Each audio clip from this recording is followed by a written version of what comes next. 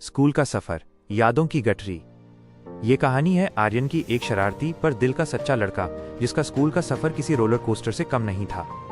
पहला कदम, डर और उत्साह। जब आर्यन ने पहली बार अपनी नीली स्कूल यूनिफॉर्म पहनी और कंधे पर भारी बैग टांगा तो उसके दिल में एक अजीब सा डर और उत्साह दोनों थे।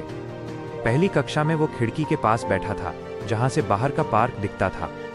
उसे अपनी मम्मी की याद आ रही थी, पर साथ ही वो सामने बैठी एक लड़की प्रिया को देखकर मुस्कुराया, जो उसकी पहली दोस्त बनी। प्रिया शांत और पढ़ने वाली थी, जबकि आर्यन थोड़ा बेपरवाह था। खेल का मैदान और दोस्ती। जैसे जैसे साल गुजरे, स्कूल सिर्फ पढ़ाई की जगह नहीं बल्कि मजे और दोस्ती का अड्डा बन गया। उनका सबसे पसंदीदा हिस्सा था लंच ब्रेक और खेल का मैदान।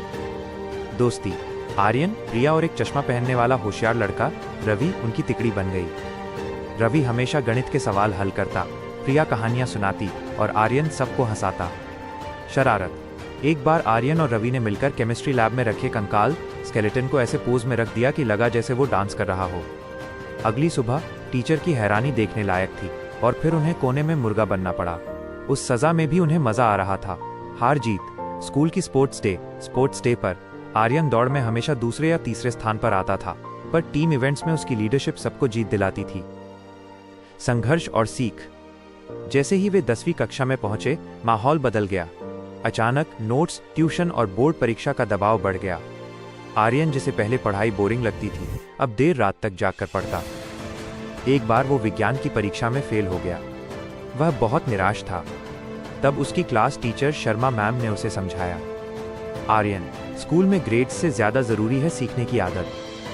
गिरना बुरा नहीं है, पर गिरे रहना बुरा है। बस कोशिश करते रहो। शर्मा मैम की बातों ने उसे प्रेरित किया।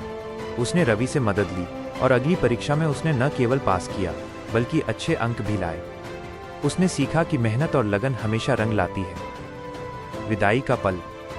11वीं और 12वीं कक्षा तेजी से बीत गईं। अब फेयरवेल पार्टी का दिन था।